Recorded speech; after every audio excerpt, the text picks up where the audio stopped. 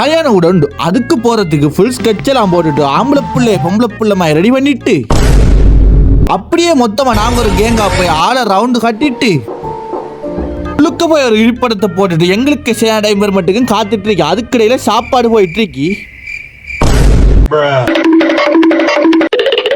மாப்பிள்ள சரியான பிஸியா திருறாரோ இல்லையா, அவர முகத்துல பயங்கரமான குஷி ஒன்று இருக்கு. மிச்ச நேரம் நாங்கள் இந்த டேபிள்ல இருந்து காத்துட்டு இருக்கோம் சாப்பாடு வருமா வருமா வருமானு. கடைசியா வந்துச்சு. ஆனா அது கூட எங்களுக்கு இல்லை, இவங்களுக்கு. நாங்க பொறுமையா காத்திருந்ததுக்குரிய பலனா 5 பேர் சாப்பிடக்கூடிய சாண வெறுமனே 3 பேர் சாப்பிடுற அளவுக்கு வந்திருக்கின்னு பொய்யெல்லாம் செல்ல மாட்டோம். நாங்களா எடுத்துக்கிட்டோம். எங்கட வயிற்றுல இடையிருக்கு மட்டுக்கு எவ்வளவுக்கு திங்கலுமோ அவ்வளவுக்கு அள்ளி அள்ளி நாங்க வாக்கிய போட்டுட்டு உள்ளுக்க சாமான் கிடக்கா இல்ல ப்ரோ. இப்போ இது என்னடா, கல்யாணத்துக்கு ஒரு ஆக்கோலுக்கு கொடுக்கறதுக்கு ஸ்டாக் குறைஞ்சாலும் நமக்கிட்ட மட்டும் ஸ்டாக் குறையக்கூடாங்கிற அளவுக்கு தான் இவனை ஸ்டாக் பண்ணி வச்சிருக்கானோ.